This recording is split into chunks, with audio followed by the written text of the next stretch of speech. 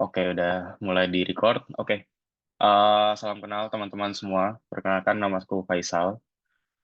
Eh, Terima kasih sudah datang di sesi sore ini, siang ini, dimanapun berada, walaupun cuaca mungkin panas, ada yang eh, di sini panas ya, tapi mungkin di kota lain udah lumayan dingin atau gimana. Di Terima kasih sudah datang. Aku coba mulai share screen dulu. Kira-kira udah masuk belum ya share screen-nya? Sudah masuk, Mas. Sudah, oke.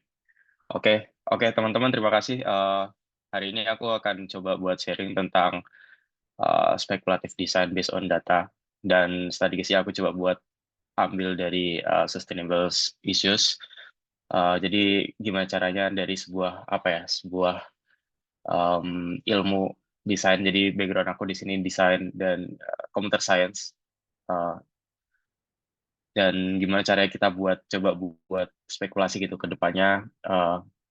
Gimana gitu buat sustainable issues saat ini gitu. Sekilas tentang background aku, belum bisa bentar ya. Oke, sebentar. Oke, oke, sekilas tentang background aku di sini. Ya, jadi bachelor aku dulu, aku dari Brawijaya, fokusnya tentang digital media, games, apps, dan lain-lain. Seperti itu, jadi development, ya, eh, digital media. Terus kemarin sempat ya lanjut buat master di Twente di Belanda, fokusnya di interaction technology, di human computer interaction, fokusnya explore di bidang di mana improve experience, playful design, terus ke data science juga, dan cukup apa ya, cukup broad gitu, maksudnya secara eksplorasiku dari computer science, terus habis itu aku coba ke arah desain, terus playfulness, terus kemarin juga sempat ke environmental science juga, belajar tentang beberapa hal tentang isu lingkungan. Terus secara profesional aku juga sempat kerja di tiket.com sampai 2023 sebelum kuliah master. Ini aku pegang halaman order sama relative page di engagement sama retention team. Terus aku di Belanda sempat ngerjain project sama VL UAS. Jadi ini riset. Jadi ya di sini aku explore tentang playful design, bikin serious game buat gimana cara kita apa ya mengubah perspektif akan isu lingkungan, isu gambut spesifiknya. Sekarang aku juga coba buat explore hal lain yang terkait dengan riset, strategi, sama foresight. Aku bikin Beyond with Design ini sebuah apa ya, platform khusus buat aku buat sharing. Dan ya, jadi background aku cukup lumayan broad juga dari komputer. Mungkin teman-teman yang backgroundnya IT, teknik, dan lain-lain bisa relate, desain tetap bisa relate, dan ya karena di sini apa aplikasinya juga ke sustainable communities, sustainable issues lingkungan, mungkin bisa jadi sesuatu yang insightful juga buat teman-teman gimana caranya sebuah apa ya approach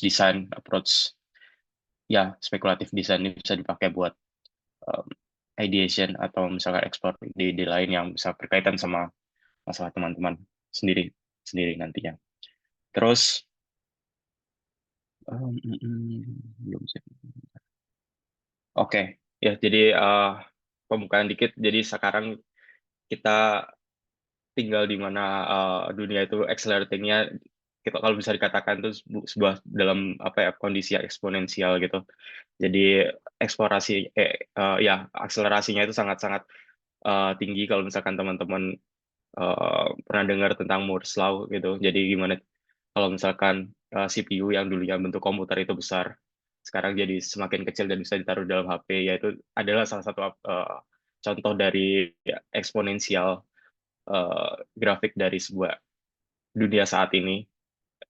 Jalannya sangat cepat, terus ya kita kadang merasa cukup kesulitan untuk ngikutinnya juga, karena dengan berkembangnya teknologi pasti uh, banyak implementasi, banyak hal-hal yang terdampak gitu kan. Terus belum lagi kalau misalkan kita kerja di government atau misalkan di society yang bentuknya apa proses penambahannya, proses increasementnya itu lebih kayak ke eh, pelan-pelan plus satu plus satu. Tapi kalau misalkan teknologi sendiri itu improvement-nya itu lebih kayak ke eksponensial. Jadi ada perbedaan di situ ya, itu wajar kalau kita susah buat keeping up karena ya banyak hal yang uh, perlu dipertimbangkan di society dan government. Dan ya kadang hal-hal yang umum secara umum general udah ada saat ini, kadang kita juga nggak bisa bertahan seperti itu. Kayak contohnya sekarang, kalau dulu 6 bulan setahun lalu kita ngedesain masih pakai Figma yang populer, 2 tahun lalu, 3 tahun lalu mungkin masih pakai Photoshop, CorelDRAW dan lain-lain. Tapi sekarang desain juga udah pakai AI gitu kan. Kita sudah pakai masukin prompt yang cocok, nanti AI yang udah bisa bikin. Jadi itu kayak kayak 2 tahun lalu pun itu belum lama, dan setahun lalu juga masih kayak kita masih berusaha buat belajar, tapi sekarang kayak udah eh, prosesnya juga udah akselerasinya semakin cepat seperti itu. Kita belum tahu 6 bulan ke depan akan seperti apa, jadi we try to keeping up dengan tren itu. Terus ya pasti itu membuat sebuah challenge baru buat kita sebagai human untuk selalu beradaptasi dengan hal baru yang kemarin mungkin kita udah nyaman, terus kita dipaksa untuk belajar hal baru lagi, terus kayak ada apa ya, ada kekhawatiran buat gimana ya nanti kalau misalkan kita eh, job kita apa ya, ya ada challenge-challenge baru lah yang muncul dari situ.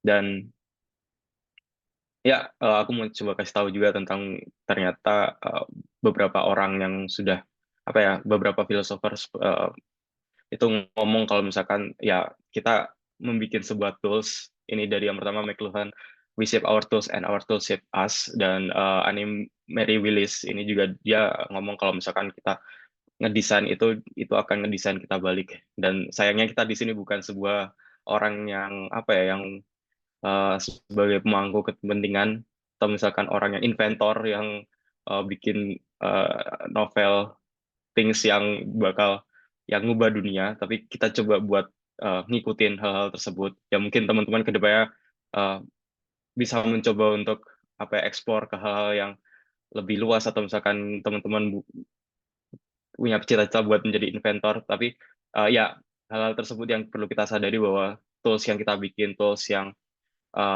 sudah ada saat ini itu shaping kita kembali, dan itu yang perlu kita adaptasi. Kalau misalkan teman-teman nanti ke depannya menjadi apa ya, kayak pemangku kepentingan atau misalkan inventor, ya perlu disadari bahwa itu akan balik lagi ke kita, balik lagi ke kehidupan masyarakat. Jadi uh, kita perlu sadari ini. Jadi kalau misalkan nanti ke depannya mau bikin teknologi baru atau misalkan bikin aplikasi baru, ya kita perlu tahu juga bahwa itu akan shaping kehidupan kita ke depannya. Nah, aku mau ambil contoh salah satu inventor yang cukup populer juga kan, kantong plastik gitu. Ini diciptakan oleh salah satu insinyur di Swedia tahun 1960-an, atau ya sekitar bukan, ya awal 1940-an kalau nggak salah, sekitar Perang Dunia Kedua. Saat Perang Dunia Kedua mereka mencoba buat apa ya, mengganti sebuah kantong kertas, kantong kantong dari kain agar agar lebih kuat, agar lebih bisa digunakan tahan lama. Tapi kenyataannya saat ini orang-orang juga menggunakan kantong plastik untuk sekali pakai juga. Dan ya ini by design sebenarnya, karena sebenarnya kepentingan mereka untuk gimana caranya biar agar bisa tahan lama, tapi saat sudah digunakan oleh masyarakat, eh, masyarakat menggunakan kantong plastik untuk sekali pakai, dan hasil akhirnya ya mencemari lingkungan gitu. Dan mungkin ini juga nggak kepikiran dulu kalau misalkan si insinyur dari Swedia itu kayak mikir akan dampaknya akan seperti ini gitu. Baru setelah sekian tahun lah, beberapa tahun baru sadar, oh ternyata ya ada efek samping gitu. Walaupun dari sisi awal reason buat pe, apa ya reason dari awal dari pembuatannya sendiri ya cukup baik gitu, gimana cara ngantiin kantong kertas agar tidak merusak lingkungan, itu ya malah malah membuat hal yang cukup negatif gitu, dan berakibat pada polusi. Dan itu salah satu contohnya dari inventor dari barang, dari ya dari barang. Dan di sini aku mau ngomongin tentang spekulatif design. Jadi spekulatif design ini apa? Kalau misalkan kita ambil apa arti dari kata spekulatif sendiri ini lebih kayak kita guessing gitu. Kayak misalkan eh, kira-kira kedepannya seperti apa ya? Kira-kira setahun lagi atau 20 tahun lagi kira-kira teknologi apa yang berkembang? Kalau misalkan contoh di environmental studies kayak misalkan uh, ambil contohnya tentang rumah gitu perumahan kalau misalkan sekarang kondisi rumah sekarang seperti ini uh, kira-kira kalau misal ya susah dan cari rumah mahal tanah mahal di mana-mana kalau misalkan kita mikir 20 tahun lagi uh, rumah yang seperti apa yang akan berkembang ya kita mencoba berspekulasi gitu jadi not based on exact knowledge, but di spekulatif design kita coba buat kayak kita sambungin ke data, ke current trend, current situation, gimana caranya biar spekulasi yang kita bikin itu nggak sekedar cuman angan-angan, imajinasi belaka, tapi kayak tetap tetap based on uh, uh, rational reason gitu. Jadi tetap bisa kita track ke depannya. Oh, trennya seperti ini gitu. Oke, oke. Jadi sekilas tentang spekulatif desain. Spekulatif desain ini sebenarnya di apa ya, dimulai berkembang di London, spesifiknya di RCA Royal College of Art di London.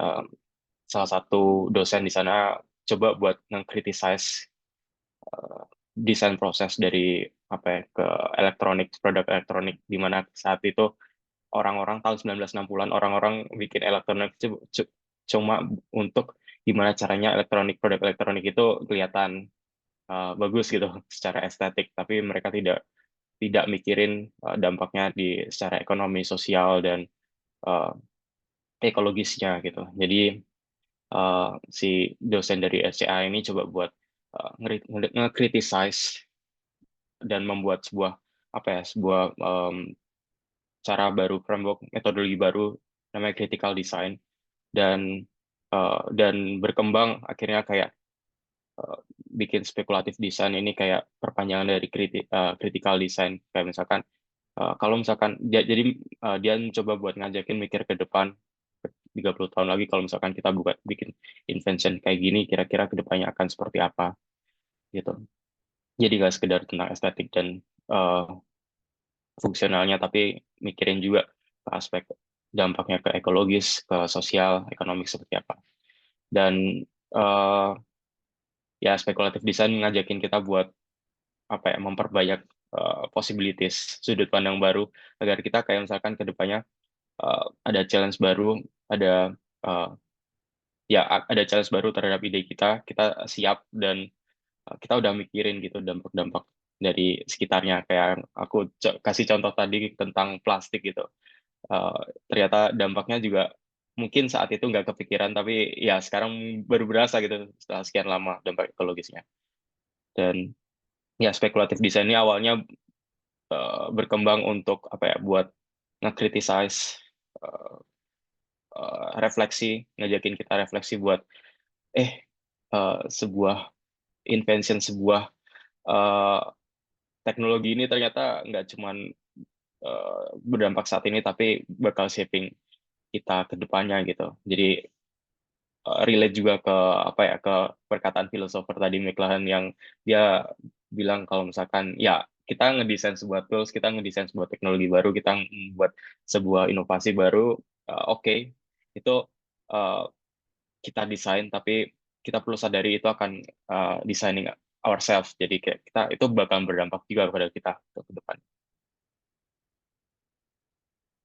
Nah, kalau misalkan ngomongin tentang spekulatif desain, mungkin teman-teman coba buat karena background-nya mungkin berbeda-beda di sini, jadi aku coba buat ngomongin secara general, biar implementasinya juga teman-teman bisa kebayang.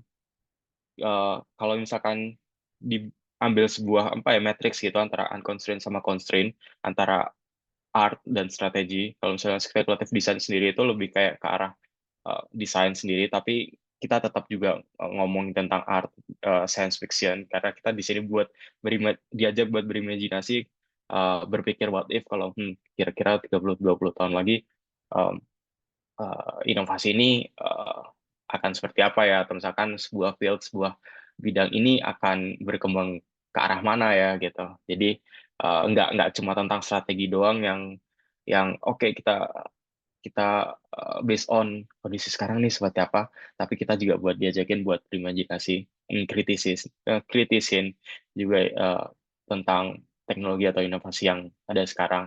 Kalau misalkan teman-teman familiar dengan design thinking, ya di sini ada juga design thinking. Uh, tapi itu lebih ke constraint. Kalau unconstrained berarti kayak misalkan ini tidak ada aturan gitu. Kalau misalkan constraint yang lebih ada aturan. Design thinking mungkin ada kayak flow, waterfall flow, arah step by step-nya kayak gitu. Cuman speculative design, satu, dia juga ke arah yang unconstrained, jadi nggak ada pakem, apa ya, pakem mm, linear.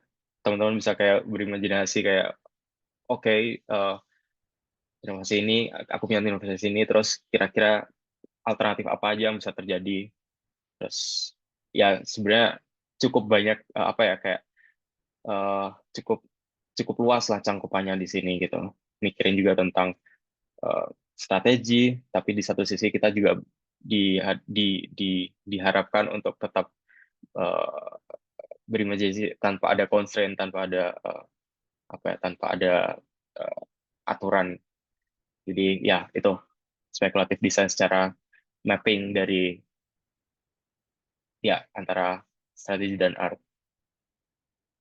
Nah, kalau misalkan kita sadari juga kondisi sekarang, challenge sekarang, itu sebenarnya bisa dikatakan weak problem as a weak problems gitu, karena nggak ada single possible solution gitu, kayak kayak masalah-masalah yang terjadi sekarang itu nggak ada kayak oh oke, kalau misalkan ada masalah A maka solusinya B.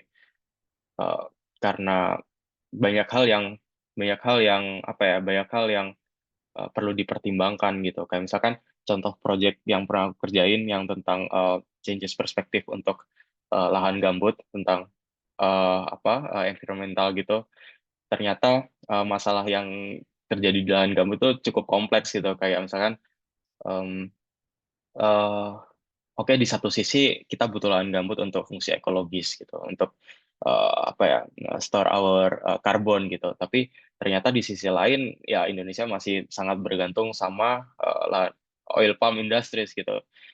Jadi kalau di satu sisi kita mau menjaga ekologi secara fungsi ekologis dari lahan gambut itu sendiri biar tetap asri, tetap eh, baik, tetap bisa menjaga karbon, tapi di sisi lain eh, kita harus mengorbankan oil palm industries gitu, yang mana itu juga kasih economic value kan ke Indonesia itu sendiri. Jadi apakah bijak gitu kalau kita pertimbangan kayak kita nutup, oke kan, apa, kita tutup oil palm industries agar agar apa, agar lahan gambut kita tetap asri gitu. Tapi satu sisi apakah bijak juga kalau misalkan kita membangun sebanyak-banyaknya oil palm industries tanpa mempertimbangkan fungsi ekologis gitu. Jadi ya ini sebuah, bisa dikatakan itu weak problems gitu, karena tidak ada satu single solution yang bisa memecahkan challenge tersebut gitu. Jadi uh, perlu banyak diskusi dengan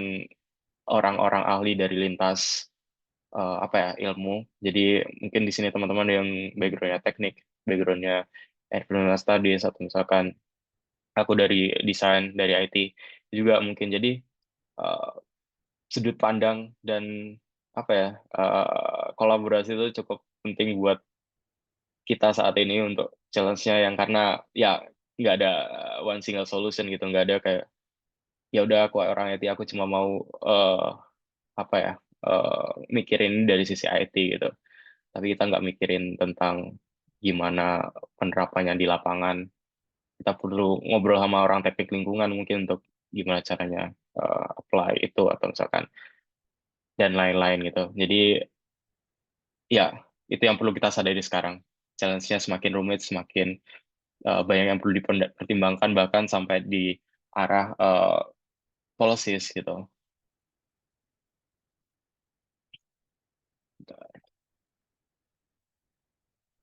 Nah, terus ngomongin tentang spekulatif design, aku mau kasih satu framework di sini, metode ya framework sih sebenarnya, namanya Future Cone gitu. Kalau misalkan yang sekarang kita ada di sini, kita mencoba berpikir ke depannya kira-kira future itu seperti apa. Dan tapi kita nggak cuman apa ya, nggak cuman membatasi di satu satu ide aja, kayak eh, ya ada beberapa hal gitu kalau misalkan kita mikir ke depan gitu, kayak apa, ini cukup abstrak jadi aku coba jelasin pelan-pelan. Jadi kayak misalkan kondisi sekarang itu seperti apa, kita coba pikir ke depannya, ada beberapa, pasti ada beberapa alternatif atau misalkan beberapa solusi yang bisa diterapkan gitu, kayak, dan itu masuknya ke possible. Tapi tapi in other case kayak misalkan kita juga mikir yang paling mungkin untuk diterapkan itu masuknya probable, jadi kayak likely to happen, ya pasti mungkin akan seperti ini kalau misalkan kita terusin melihat kondisi sekarang dari present ke future. Oh mungkin ya, ya uh, udah ketebak akan seperti ini probable, tapi kita perlu mikirin juga secara possibilities ke depan secara luas, itu juga ada kemungkinan-kemungkinan, bahkan kadang ada kemungkinan yang ngawur pun juga masih akan terjadi walaupun mungkin kemungkinannya kecil gitu. Dan feature counts ini, speculative design ini ngajakin kita buat mikir kayak, oke, saat ada kondisi yang mungkin kelihatannya sekarang cukup jelek atau misalkan dampaknya ke depannya cukup negatif gitu secara terms-nya, kita coba gimana caranya biar uh, negatif framing itu uh, apa ya, kayak jadi positif gitu, karena kita nggak bisa memungkiri bahwa ada possibility lain di situ, alternatif solution lain yang mungkin masih bisa kita usahakan gitu. Jadi di sini tetap ada namanya preferable, jadi ini things that we want to do, like apa, kayak kita pingin hal ini terjadi gitu. Jadi FutureCon ini berusaha buat apa ya, uh, tidak menutup kita kemungkinan pada sebuah sebuah kondisi atau scope probable aja, tapi kita ngajakin kita buat berpikir ada possibility lain, dan preferable inilah yang kayak kita misalkan uh, apa ya, kemungkinan yang alternatif yang kita pinginkan gitu. Ini sekilas uh, tentang penjelasan yang aku jelasin tadi. Jadi ada ya ada probable yang misalkan kita likely to happen, jadi ya pasti sesuai dengan tren sekarang pasti akan seperti itu. Kita udah kebayang gitu.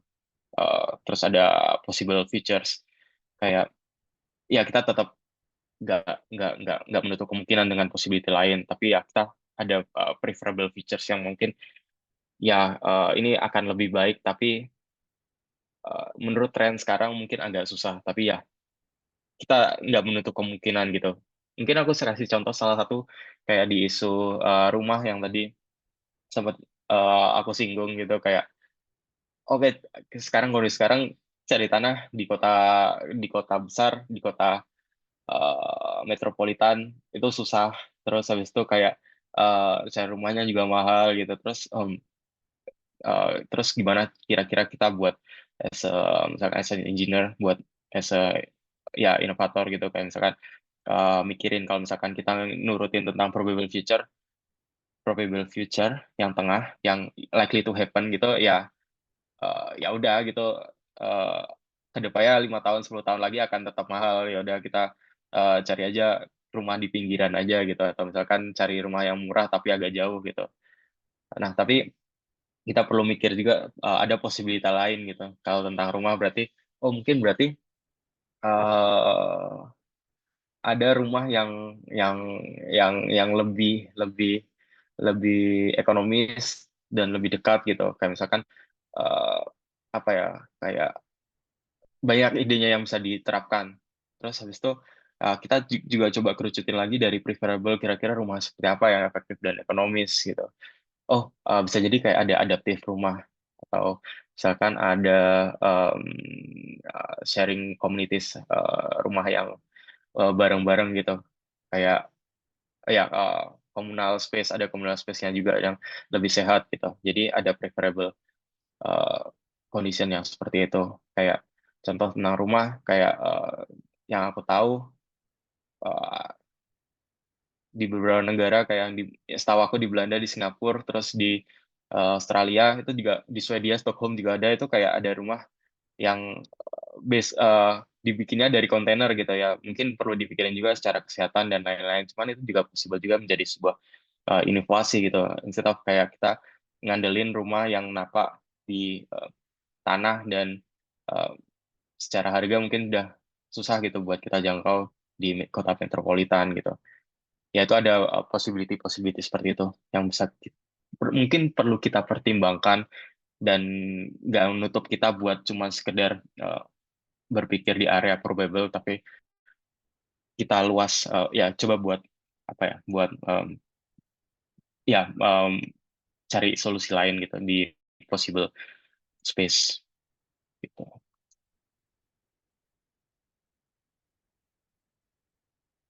Oke, nah terus terus kan karena kita sekarang itu ada berada di kondisi yang di present today di sini, jadi kita perlu cari tahu kira-kira apa kondisi sekarang itu seperti apa, karena ya kita nggak bisa cuma ngide doang walaupun sebenarnya spekulatif itu not based on information, tapi kita juga coba buat mikir dikit lah gitu, kayak kalau nggak rasional ya ide kita juga nggak susah buat diterima orang kan gitu. Jadi gimana caranya buat kita cari tahu, ya kita coba buat driving force saat ini gitu, kayak misalkan kita bacain kira-kira identify kira-kira driving force yang uh, terjadi saat ini itu seperti apa. Kita bisa coba buat baca pattern dari beberapa riset gitu. Kayak misalkan ini contoh dari apa ya global average surface temperature gitu. Kalau misalkan oh dari 1950 sampai 2000 kondisinya seperti ini, terus mulai naik nih ternyata dari 2000 sampai misalkan 2020 gitu.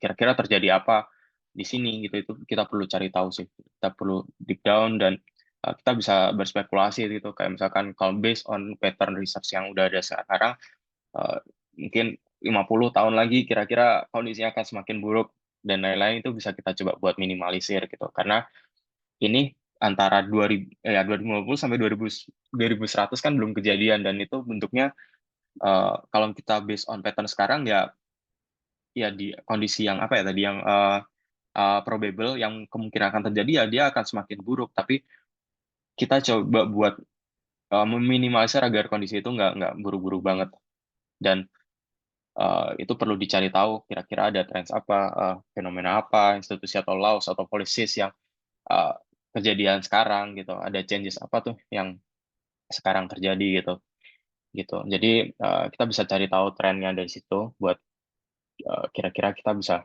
uh, apa ya masuk kasih intervention di arah mana dari sisi inovasi gitu. Ada dua cara sebenarnya yang bisa kita tahu. Yang pertama cari trendsnya dan baca kira-kira sign of change-nya seperti apa. Kalau secara tren kita bisa cari tahu secara tren analisa dari based on data, sebenarnya udah banyak sih. Kita bisa baca-baca paper atau misalkan lihat-lihat tools yang ada. Nanti aku kasih di belakang kayak ada beberapa tools yang menarik buat ini. Kayak contohnya ini tentang global ya CO2 emission gitu dari energi atau industrial process gitu. Misalkan kita lihat secara pattern gitu dari tahun 19 sampai 2022. Oh, ternyata global CO2 emission itu dari energi itu sangat naik terus loh tiap ini. Terus kita lihat dari patternnya kira-kira ada apa sih? Oh, ternyata tahun 1970-an uh, ini naik karena ada apa ya industrial revolution gitu. Orang-orang berubah dari misalkan dari industri konvensional menjadi industri modern gitu. Terus ternyata itu makin naik pas di sini apa internet atau misalkan apa ya komputer mulai berkembang gitu. Terus ternyata di sini kok ada yang sesuatu yang turun gitu. Ini berarti kan ada sebuah kayak apa ya eh, apa ya ada sebuah intervention, atau misalkan ya kita perlu cari tahu as a researcher atau misalkan teknologi, kita perlu tahu juga kira-kira ini turun karena apa gitu. Kita bisa kayak identify trends, identify orang-orang kira-kira sudut pandangnya seperti apa, atau misalkan ada policy yang sedang diterapkan seperti itu. Dan as a innovator kita juga penting buat lihat ini agar misalkan kedepannya kita mau bikin sebuah apa ya inovasi atau teknologi baru gitu, kita juga ngikutin juga gitu, nggak ketinggalan juga gitu. Jadi challenge-nya pasti berubah, secara kondisi masyarakat juga berubah, polisinya pasti berubah, dan teknologinya juga berubah gitu. Jadi kita juga perlu tahu pattern global condition seperti apa. Kita juga bisa tahu sign of change gitu. Jadi ini lebih kayak apa ya, lebih uh, uh, beberapa ya apa ya, orang-orang yang berkutat di bidang foresight, forecasting gitu, uh, tentang membaca pattern kondisi sekarang gitu, kayak ada teknologi seperti apa, social cultural seperti apa, future thinking seperti apa, ini juga bisa menjadi sebuah sebuah apa ya, sebuah sebuah bahan buat kita buat refleksi. Kalau misalkan kita mau bikin inovasi, uh, ya ada orang-orang yang sebenarnya mereka sebenarnya apa ya, kayak mencoba buat membaca tapi ya belum kejadian gitu. Jadi biasanya mereka tulis sebuah kondisi seperti ini, terus kita juga bisa refleksi ke diri kita gitu sih. Ya ini ada beberapa website yang menarik buat dibaca. Uh, Terus ada ini project database. Project database ini kumpulan project-project mostly itu students gitu dari university di seluruh dunia. Mereka bikin experimental things gitu. Kira-kira kondisi uh, kedepannya akan seperti apa, terus mereka bukan buat inovasi. Mungkin teman-teman kalau misalkan mau cari apa ya, inspirasi itu bisa cek-cek juga sih di experimental realism ini, tentang ide-ide atau misalkan tentang inovasi baru, karena itu kumpulan sih, kayak kira-kira kedepannya akan seperti apa, mereka juga coba buat di situ masukin. Terus ini tentang ya database, blog, dan insight, teman-teman juga bisa baca di beberapa forum yang ada. Ini juga ya ini screenshot dari forum for the futures ini, lebih bentuknya artikel, tapi yang paling bawah ini foresight.research.io ini cukup menarik tools-nya. Jadi banyak apa ya, research research bacaan, dan mereka juga nyimpen apa ya, kayak tools-tools AI, tools-tools data yang bisa digunakan jadi buat ngebaca kira-kira kedepannya tren seperti apa, seperti itu. Dan ini aku juga coba kumpulin beberapa apa bacaan tentang apa ya, spekulatif desain, desain for the futures, terus dan beberapa refleksi dari orang-orang yang menurut aku menarik di platform Aridotna. Terus ya aku udah kumpulin sini, ini kayak platform kolektif gitu, isinya tentang beberapa website, tentang beberapa apa ya, bacaan. Kalau beruntung bisa dapat buku, udah aku masukin beberapa hal yang menarik di sana. Aku juga sempat nulis tentang di Medium tentang teknologi, gimana cara, kenapa teknologi itu mengubah gimana kita berinteraksi, gimana teknologi itu mengubah cara kita kolaborasi dengan orang.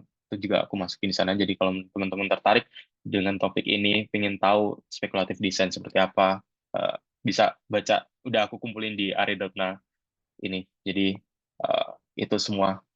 Terima kasih banyak. Aku kembalikan ke Ray. Kalau misalnya ada pertanyaan, mau diskusi, dan eh, ya diskusi, ada pembahasan di sini bisa disampaikan. Gitu. Baik, terima kasih banyak pada Mas Faisal atas pemaparannya yang sangat menarik dan membuka wawasan kita tentang bagaimana data speculative design dapat digunakan sebagai sarana ya untuk membangun komunitas yang lebih berkelanjutan atau inklusif. Mungkin dari presentasi yang sudah kita dengarkan, aku izin merangkum. Jadi kita belajar bahwasannya desain ini bukan hanya sekedar alat untuk menciptakan produk atau pengalaman, namun juga merupakan medium untuk memikirkan ulang masa depan dan mengantisipasi tantangan yang belum terjadi. Melalui pendekatan spekulatif desain, data tidak lagi berhenti pada semata angka aja gitu.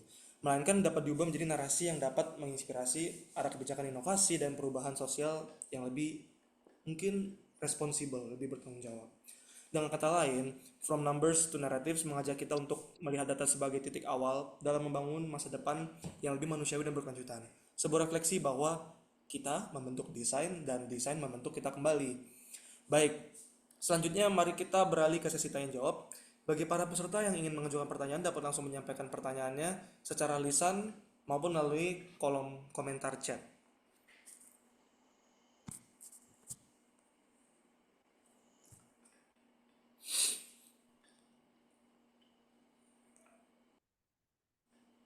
Atau mungkin dapat juga meraise hand sehingga saya dapat lihat dan langsung nanti berdiskusi dengan Mas Faisal. Bisa dilakukan secara satu arah maupun dua arah juga.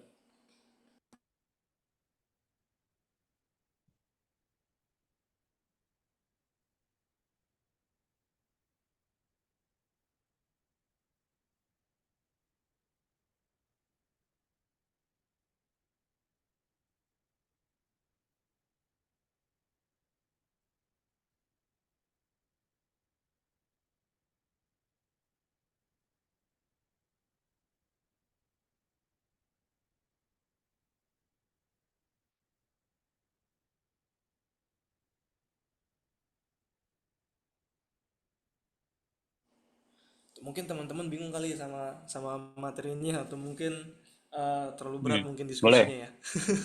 Atau terlalu ngawang, terlalu abstrak. Oke, kita bisa bahas satu-satu kalau misalkan ada yang uh, membingungkan, belum jelas. Sorry mas, tadi kayak seperti jaringan saya agak nge-lag mas. Tadi mas, oh bahas satu-satu ya Oh mas. ya, bisa, boleh. Tahu sebentar.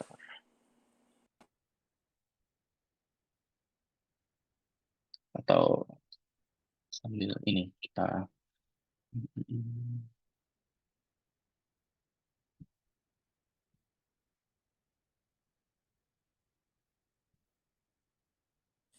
Mungkin mas, selagi menunggu teman-teman yang Hmm? mau yang bakal bertanya mungkin, mungkin dari saya sendiri mungkin yang bakal izin tanya mas. Hmm, Mas kan tadi boleh. dan bahwasannya sempat kuliah di Eropa ya mas, tadi mas S2 Computer Science mas. Hmm, Nah, hmm, aku izin tanya Mas, apakah kuliah di situ tuh kayak ada riset juga Mas yang kuliah di situ Mas? Ada riset untuk tesis hmm. gitu atau bagaimana? Riset gimana tuh? Oh ya, jadi riset ada. Jadi karena aku course base gitu kan di 20, spesifiknya jurusannya Interaction Technology. Jadi itu HCI, Hmm. mostly Human Computer Interaction, dan eh, ya karena fakultinya juga di Computer Science kan, jadi banyak ngambil tentang course-course Computer Science, Data Science, terus um, VR, XR, dan lain-lain. Cuman aku spesifiknya ngambil streamnya di desain interaction gitu dan playfulness khususnya. Terus aku ya course-nya mostly akan seperti itu, ya tentang computer science dan desain gitu, bisnis juga ke arah sana juga. Di akhir, di 6 bulan terakhir, hampir jadi aku nyicil kayak 10 bulan itu ngerjain tesis tentang itu tadi, tentang playful design buat perspektif change tentang orang tentang isu lahan gambut di Indonesia gitu. Jadi aku Oke. ikut research group, ada research group yang di kota lain, terus mereka kebetulan kerjasama sama eh, kampus di Indo, di ITB, IPB, Undip juga. Jadi kemarin sempat ke sini juga buat ambil data, ngobrol sama expert juga dari kampus di Indo, buat kira-kira kondisi lahan gambut di Indonesia seperti apa. Terus aku juga coba buat cari tahu, oh ternyata masalahnya seperti apa. Ternyata ada masalah clash kebutuhan antara sosiologi dan economics. Dan Ah, ya I akhirnya aku see. coba buat dari sisi desain, aku coba buat kayak oke, aku coba buat change orang perspektif dari lahan gambut. Sebenarnya banyak loh ini yang, tapi ya masalahnya kompleks, kita nggak bisa one single solution gitu sih. Mhm. Ah, I see. Menarik, Gitu. menarik juga ya di riset Mas. Nah, sekarang kan Mas kan bahas Mm-mm. tentang speculative Mm-mm. design Mas. Di saat Mas melakukan riset itu Ya. atau mungkin dalam Mas mengerjakan tesis Mas, itu Mm. apakah Mas menerapkan speculative Mm. design Mas dalam proses pengerjaannya Mas? Hmm. Lebih kayak ke implementasinya sih, kayak di desain aku, di desain produk aku mencoba buat ngajak orang buat refleksi kayak oke, kondisi lahan gambut kayak gini sekarang, aku coba kasih gambarnya, dan aku juga coba buat ajak mereka buat refleksi kira-kira ada peristiwa apa aja ke misalkan 50 tahun terakhir gitu. Ternyata di kalau nggak salah aku lupa zaman Orde Baru itu ternyata orang-orang diajak transmigrasi ke sana buat buat bikin apa ya sawah gitu di sana dan itu membuka lahan gambut dan oke terus ada peristiwa itu terus ada peristiwa kebakaran hutan ada uh, climate change ya perubahan iklim terus makanya ada kondisi sekarang terus kalau misalkan kita biarkan apakah ya pasti akan memburuk gitu terus gimana as a user as a Indonesian kita cari solusi buat hal ini jadi aku coba buat nge-trigger orang buat refleksi gitu sih jadi nggak spesifik aku nggak uh, desain yang aku berikan nggak kayak spesifik ngasih kayak solusi goals ini tapi lebih kayak lebih uh, ngajak mereka berpikir gitu jadi itu ya spekulasi bisa dikatakan spekulatif desain gitu. Terima kasih Mas, memberi insight juga Uh, ya. Gimana? Mungkin buat ya teman-teman yang lain, jika ada yang ingin bertanya bisa langsung menyuarakannya melalui raise hand mm, dan nanti akan kita panggil dan atau menulisnya di kolom chat. Mungkin akan boleh aku akan sambil share screen uh, nggih, nggih. boleh sambil kita Mungkin diskusi gitu akan aku panitia sambil share tunggu screen pertanyaannya sampai maksimal di 1:53 atau 1:54.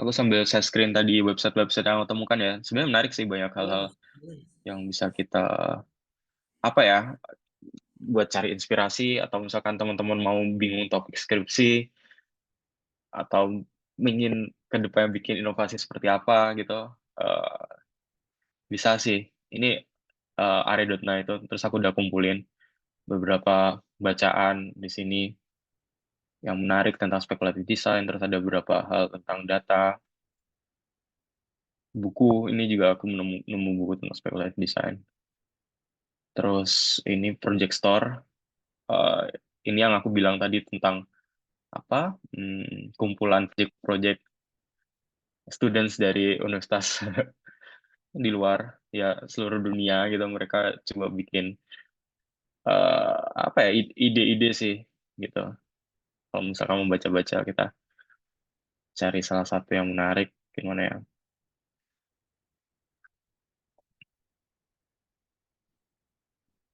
empathy playground ini misalkan ini kayaknya case-nya tentang gimana caranya orang datang ke sebuah area sebuah taman gitu kita coba oh ya dari Jerman ya how we live together ya bisa dibaca kayak gini terus kalau misalkan bahas tentang ini kemarin aku sempat datang ke apa ya ke acara Dutch Design Week tahun kemarin. Mereka juga coba buat spekulatif desain juga, bikin gimana caranya orang biar ngajak orang biar berinteraksi di taman gitu. Jadi kalau misalkan taman sekarang ya udah Mas kita, Faisal, oh ya, halo Mas, ya, ada yang mengajukan boleh, pertanyaan, Mas. Dari Aska Firdaus, gas gas saya izin gas. bacakan dulu. Hmm. Hmm. Terima kasih atas presentasi yang menarik. Menurut Mas Faisal, menurut Mas Faisal, masalah apa yang bidang spekulatif desain banyak mencoba untuk tackle ke depannya? Hmm. Eh, sebenarnya luas sih, nggak spesifik ke satu bidang aja, nggak spesifik tentang IT aja, tapi bisa juga ke arah eh, apa lingkungan. Pasti yang kedepannya bakal banyak berkembang. Kalau aku lihat secara pattern yang aku ini ya lingkungan karena orang sekarang ngejar tentang apa Paris Agreement yang tahun 2050 kalau nggak salah itu banyak negara-negara lain yang udah mulai kayak ngejar kita udah kehabisan waktu terus mereka juga mencoba buat inovasi ke arah lingkungan gimana caranya biar cut karbon dari ini kita karbon dari uh, negara tersebut gitu. Terus ya sebenarnya Indonesia play the important role ya di sini karena kita banyak punya apa hutan yang banyak gitu. Jadi kita bisa bantuin negara lain atau bahkan kita bisa akselerasi sih buat itu. Jadi isu lingkungan, isu kesehatan, di luar orang-orang udah mikir gimana caranya biar lebih mudah, lebih murah buat dapat kesehatan. Isu-isu transportasi juga masih possible. Terus ya teknologi pasti masih tentang AI, pasti masih berkembang banyak. Dan cuma tentang gimana caranya kita ngebikin AI. Kalau sekarang mungkin lebih kayak fokusnya ngebikin AI biar lebih cepat. Gimana caranya diimplementasi ke semua apa lini industri. Tapi kedepannya pasti ada masalah lain, gimana cara kita berinteraksi dengan AI gitu, gimana caranya kita trust dengan AI. Ya, masih banyak hal sih, masih banyak hal yang bisa kita explore dengan spekulatif design kayak gitu sih.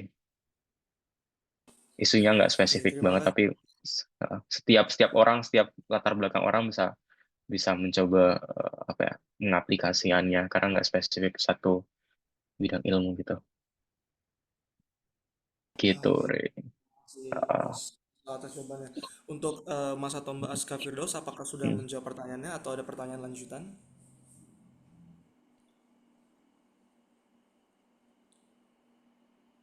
Oke, sudah menjawab. Terima kasih.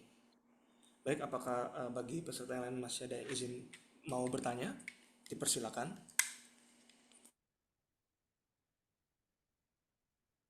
Ini juga ada nih website ya yang futuresources.io ini tentang resource foresight kira-kira apa. Terus ada tools-toolsnya juga mereka kumpulin tools eh, yang bisa dipakai sih.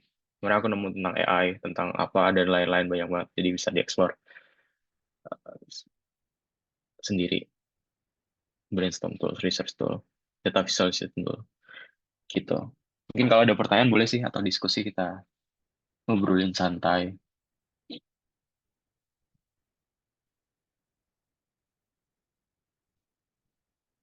Mungkin karena tadi sudah ada yang bertanya lagi, jadi mungkin dari Hmm. panitia memang sudah mematok jam jam Q&A selesai akan ada Hmm. di 14.00. Mungkin sampai di menit tersebut kami akan tunggu sampai pertanyaan terakhir.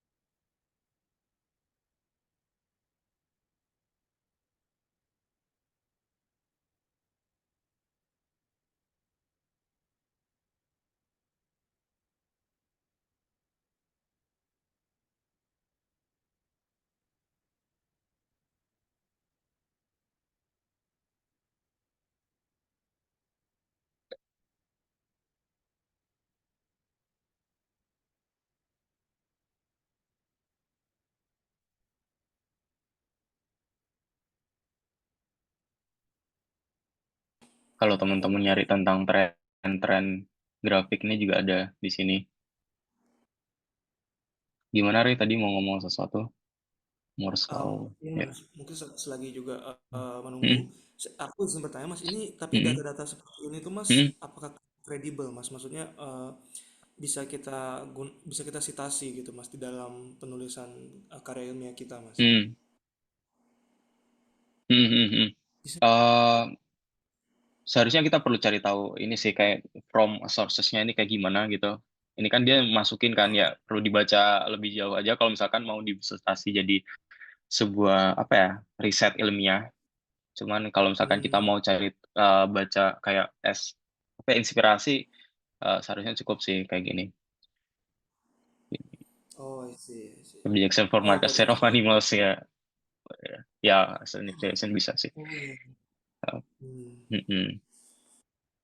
Kayak oh orang-orang kan mikir nih kayak mid market kedepannya seperti apa ternyata dia ngomongin setelah 2025 apa ya uh, culture meat ini tetap naik terus kan gitu tapi vegan malah turun gitu atau ada Hmm. kejadian seperti apa tapi teman-teman perlu baca lengkap ininya sih gitu ya menarik lah gitu Iya, iya. ininya.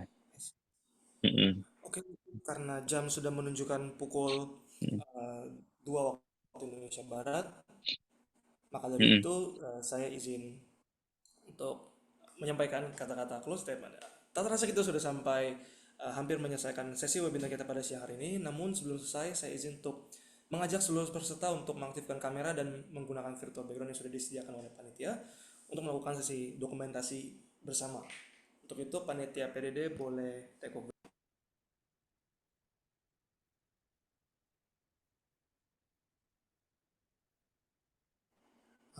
Mungkin dari Mas Daud atau Mas Itzar boleh lakukan sesi dokumentasi.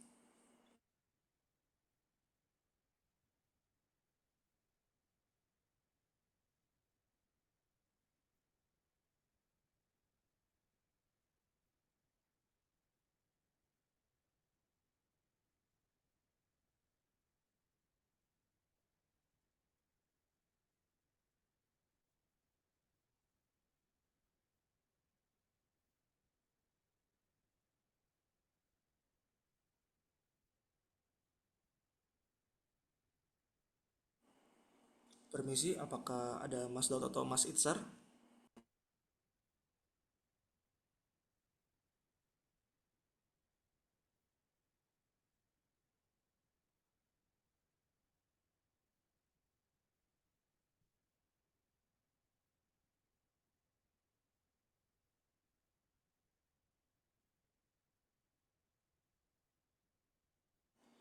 Ya, Mas Daud mungkin boleh bantu dihitung Mas biar kita semua bisa seragam sambil lagi bergaya.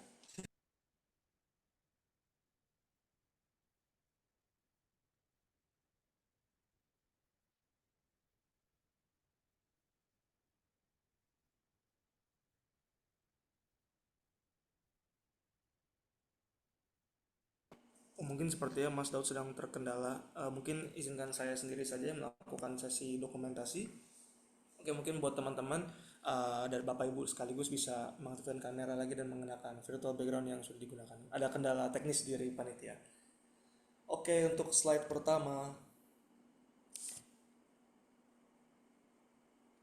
Oke, sekarang untuk slide kedua.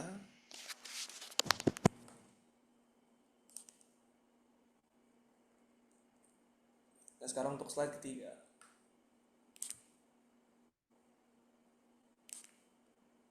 Oke. Nah, nanti dokumentasi akan kami kirimkan di grup yang sudah disediakan oleh panitia. Baik, sekarang itu sudah sampai di penghujung acara. Saya berterima kasih banyak atas partisipasi teman-teman yang sudah hadir dari awal, pertengahan hingga akhir acara webinar ini. Yang bertajuk From Number to Narratives, Data Speculative Design for Sustainable Communities. Saya mewakili diri sendiri dan seluruh panitia yang bertugas. Mohon maaf bila ada kesalahan diksi atau tindakan yang dilakukan. Tak lupa kami ingatkan untuk selalu ikuti akun sosial media dari kami, Adidaya Inisiatif Energi di Instagram, Medium, dan LinkedIn. Oleh karena itu, sampai jumpa di acara-acara berikutnya. Selamat siang Sobat Energi. Wassalamualaikum warahmatullahi wabarakatuh. Waalaikumsalam warahmatullahi wabarakatuh. Terima kasih semuanya. Sampai jumpa.